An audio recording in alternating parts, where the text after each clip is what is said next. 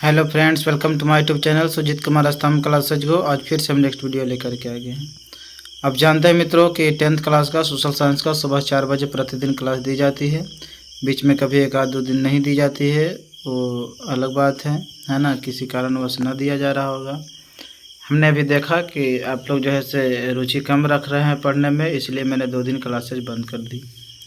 ठीक है, लेकिन मैं फिर से क्लास स्टार्ट कर रहा हूँ, चूँकि अब जानते हैं कि स्तंभ क्लासेज में जो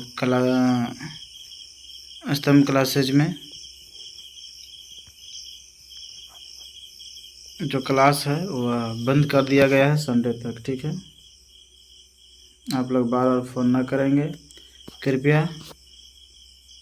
जो हमने बोला था कि जो 10th क्लास है वो अपना फ़ोन करके आएंगे, लेकिन मैं यह सूचना दे रहा हूँ साथ में ही कि संडे तक क्लास जो है सो बंद रहेगा। ठीक है, संडे तक।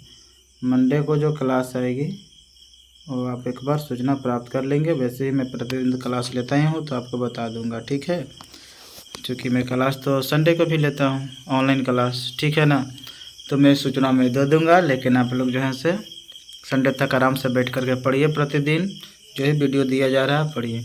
जो आपके पिछले बैचेज को भी जो पढ़ाया गया था वीडियो, प्ले लिस्ट में जा कर के देखिए, वो होगा। वहाँ प्रैक्टिस ज़्यादा से ज़्यादा क्वेश्चनों को कीजिए। ठीक है, जा कर के ज़्यादा से ज़्यादा करें। ठीक है, प्ले लिस्ट में बहुत सारे क्वेश्चन होगा आपके क्लास का, आप जाकर करिएगा। और जो सुबह क्लासेस चलेगी 4 बजे उसको ज़रूर करिएगा। ठीक है, तो और लास्ट में आपको एक HW दिया जाएगा, वो आप लोग ज़रूर बनाइएगा। ठीक है, होमवर्क आप क्लियर कीजिएगा। ठीक है, तो देखिए क्वेश्चन मित्रों, फर्स्ट नंबर क्वेश्चन है, बिहार के किस नदी की उत्पत्ति अमरकंटक से हुई है?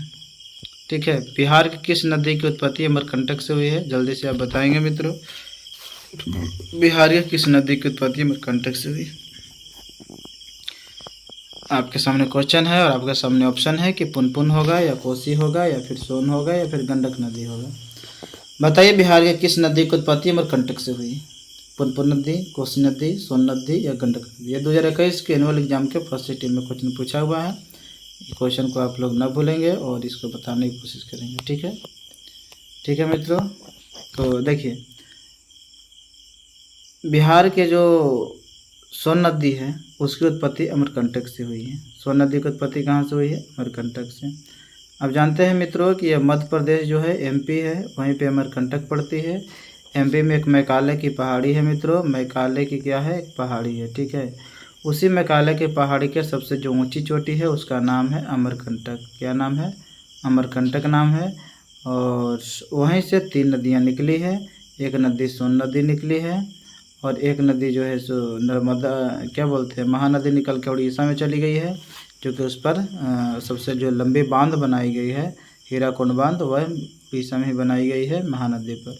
एक महानदी हो गया, एक सोन नदी हो गया, है ना, और एक हो गया इधर नर्मदा नदी हो गया। ठीक है ना, नर्मदा नदी जो कि अरब सागर में जा कर के गिर जाती है। ठीक है, तो इस तरह से हमने आपको बताया कि इस क्वेश्चन का क्या सही उत्तर हो जाएगा। इस क्वेश्चन का सही उत्तर तो हो जाएगा क्या? सोन नदी हो जाएगा। लेकिन जो अमरकंटक है वो मध्य प्रदेश में जो मैकाले की पहाड़ी पड़ती है, उसी के सबसे ऊंची छोटी अमरकंटक है, और यहीं से 3 नदियाँ निकलती है, सोन नदी, एक महानदी और एक नर्मदा नदी है। 3 नदियाँ निकलती है। ठीक है मित्रों, तो ध्यान दीजिएगा। तो दूसरा नंबर क्वेश्चन है, उसका जवाब देंगे क्या है? गंडक परियोजना है। बताइए गंडक परियोजना बताइए कहाँ में है? बेतिया में है, मोतिहारी में है, छपरा में है, वाल्मीकि नगर में।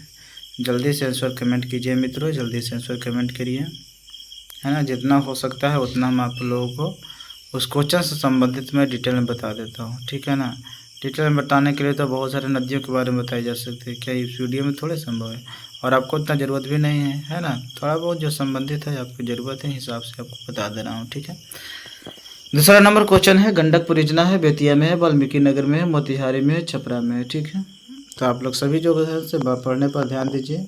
ठीक है ना, पढ़ने पर आप सभी विद्यार्थी जो है ध्यान दीजिए। गंडक परियोजना है, बेतिया में है, वाल्मीकि नगर में है, मोतिहारी में है, छपरा में है। ठीक है, गंडक परियोजना जो है से कहाँ पे है? वाल्मीकि नगर में, छपरा में, बेतिया में, मोतिहारी में।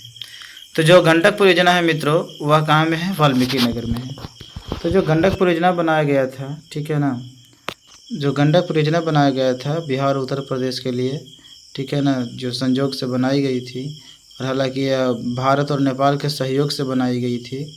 भारत और नेपाल के सहयोग से गंडक परियोजना वाल्मीकि नगर बनाई थी गई थी, जिसका बिजली का इस्तेमाल भी नेपाल भी कर रही है। ठीक है ना, तो गंडक परियोजना जो है से कहाँ में है, वाल्मीकि नगर बिहार में है। ठीक है, तो देखिए यहाँ पे मित्रों तीसरा नंबर क्वेश्चन का जवाब देंगे। बिहार में कौन बाढ़ प्रवण क्षेत्र है, मतलब सबसे ज़्यादा जो बाढ़ आती रहती है हमेशा वो कहाँ पे आती रहती है, आप देख लीजिए बिहार में कौन जो है बाढ़ प्रवण क्षेत्र है। ठीक है, आप देख लीजिए मित्रों कि बिहार में कौन जो है बाढ़ प्रवण क्षेत्र है। पूर्वी बिहार है, दक्षिणी बिहार है, उत्तरी बिहार है या पश्चिमी बिहार है। आपके सामने तीसरा का क्वेश्चन दिया गया है और इसका आंसर जो है आप लोग कमेंट कीजिएगा। ठीक है, तीसरा नंबर क्वेश्चन आप लोग कमेंट कीजिए। बिहार में कौन जो है बाढ़ प्रवण क्षेत्र है। पूर्वी बिहार, उत्तरी बिहार, दक्षिणी बिहार, पश्चिमी बिहार, मतलब चारों डायरेक्शन में बिहार लगाई गई है। ठीक है ना, तो देखिए आप जानते हैं मित्रों, मैंने आप लोगों को कई बार ही बताया है कि उत्तरी बिहार जो है बाढ़ से परेशान रहती है और दक्षिणी बिहार जो है सुखाड़ से परेशान रहती है। लेकिन सरकार को ध्यान नहीं है कि हम उत्तरी बिहार को दक्षिणी बिहार से जोड़ दें, ताकि उत्तरी बिहार बाढ़ से जो परेशान है और दक्षिणी बिहार जो सुखाड़ से परेशान है, दोनों का एक दूसरे का मैनेज हो सके। तो इस तरह के सरकार ध्यान नहीं देती है। सभी लोगों का राजनीतिक से मतलब है, अपना वोट बैलेंस से मतलब है, नहीं ध्यान देते हैं। ठीक है ना, जनता को गुमराह करके रखते हैं और जनता भी इस मुद्दों को नहीं उठाती है।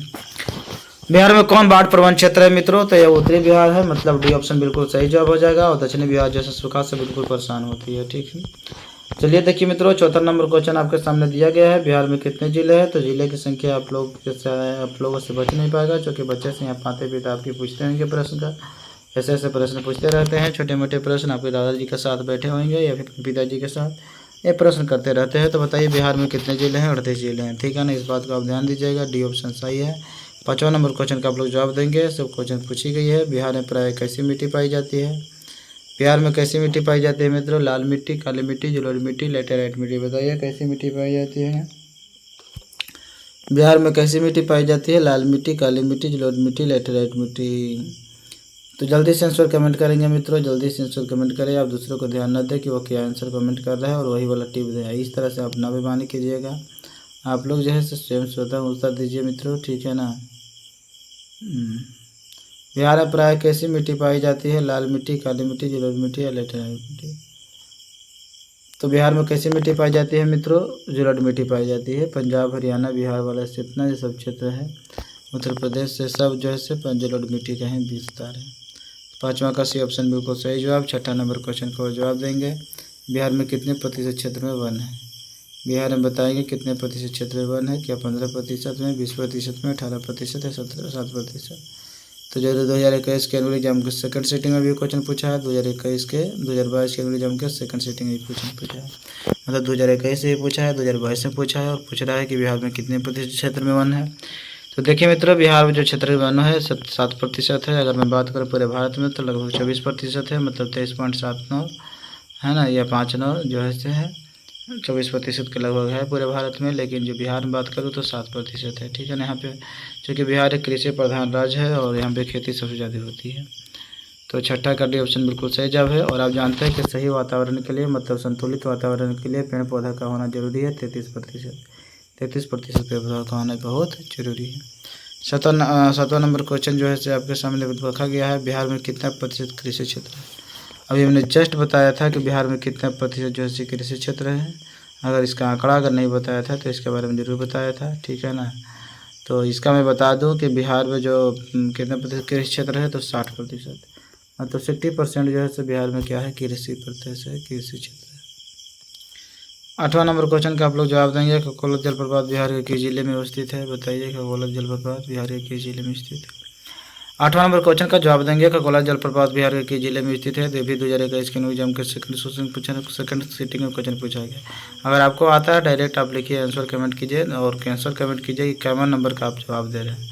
मतलब 8वां का ये है या बी है, 9वां का ये है बी है या सी है या डी है, जैसे भी हो। ठीक है, तो खकोला जलप्रपात बिहार के किस जिले में स्थित है। तो खकोला जलप्रपात जो है नवादा जिला में स्थित है, मतलब बी ऑप्शन बिल्कुल सही जवाब है। ठीक है, अगले क्वेश्चन के हम लोग चलते हैं। 9वां नंबर क्वेश्चन, किस देश की सीमा बिहार से जुड़ी है।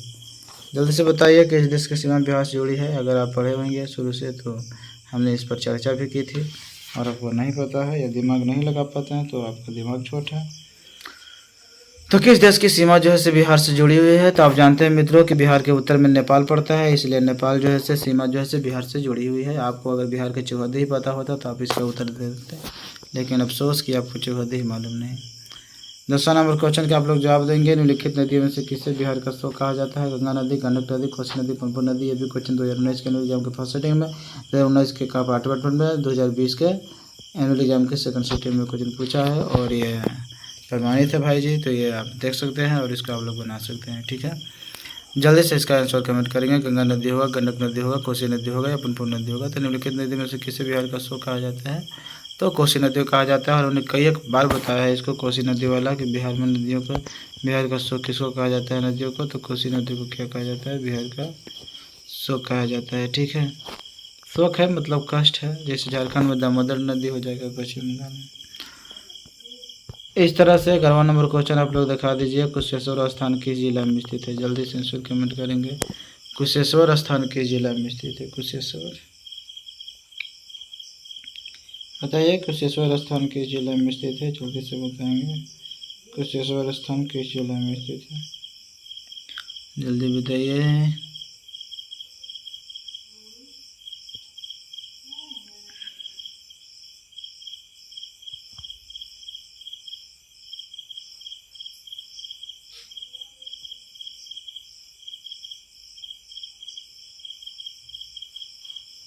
तो कुशेश्वर स्थान कहाँ है मित्रों? जल्दी से बताएंगे मित्रों। तो कुशेश्वर स्थान जो है दरभंगा में है। डी ऑप्शन बिल्कुल सही जवाब है। और आप बताएंगे 12वां नंबर क्वेश्चन का आप लोग जवाब देंगे। संजय गांधी जैविक उद्यान स्थित कहाँ पे है? जल्दी से बताइए। संजय गांधी जैविक उद्यान कहाँ में है? बताइए जल्दी। संजय गांधी जैविक उद्यान कहाँ है? जल्दी से आंसर कमेंट करें। संजय गांधी जैविक उद्यान कहाँ है मित्रों? 2013 में पूछा है, 2019 में भी एनुअल एग्जाम में पूछा है।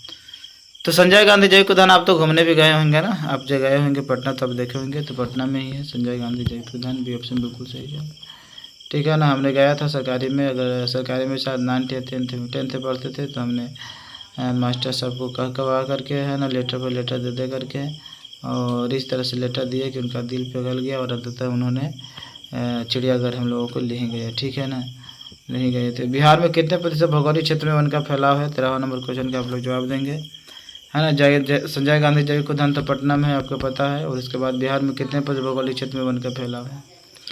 बिहार में कितने प्रतिशत भौगोलिक क्षेत्र में वन का फैलाव है? जल्दी से आंसर कमेंट करें। 2013 के एस, 2016 के एस सेकंड सीटिंग, 2018 के एस सेंट्रल सीटिंग।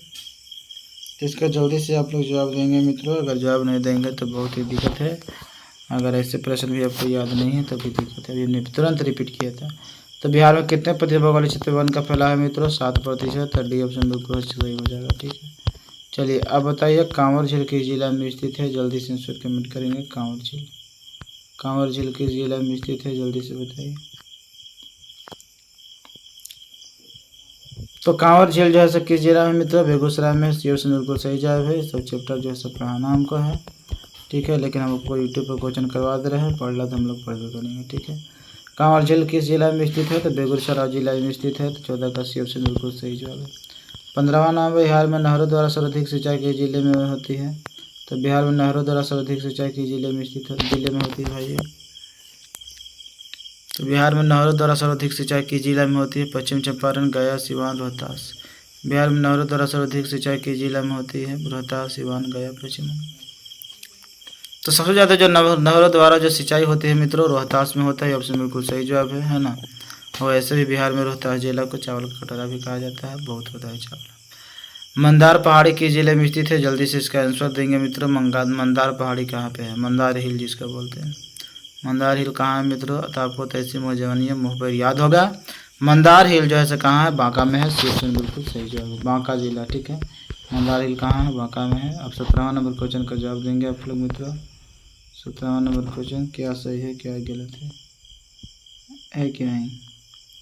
बिहार के पश्चिमतम, नहीं, मंदार पहाड़ी हो गया ना कि जिले में है, ये तो हो गया आपका बांका में। और बिहार के प्राचीनतम नदी घाटी परियोजना है।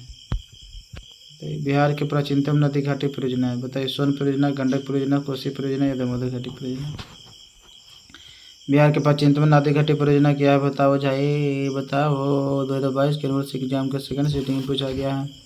सोन परियोजना, गंडक परियोजना, कोसी परियोजना या दामोदर घाटी परियोजना। तो बिहार की जो सबसे प्राचीनतम नदी घाटी परियोजना है ना वो सोन परियोजना। तो इस तरह से ऑप्शन बिल्कुल सही जवाब है। और इसी तरह से आप लोग जैसे क्लास करते रहें, ठीक है। प्रतिदिन क्लास स्टार्ट रहेगी और आपको स्तंभ क्लासेज के बारे में अपडेट दिया जाएगा, ठीक है। चूँकि अभी संडे तक तो क्लासेज बंद ही रहेगी, आप लोग ध्यान दीजिएगा इन चीज़ों पर, ठीक है। आप ज़्यादा फ़ोन करने की कोशिश ना करेंगे, ठीक है। तो वीडियो अगर अच्छा लगता है तो लाइक करें, शेयर करें, सब्सक्राइब करें। Thank you for watching video.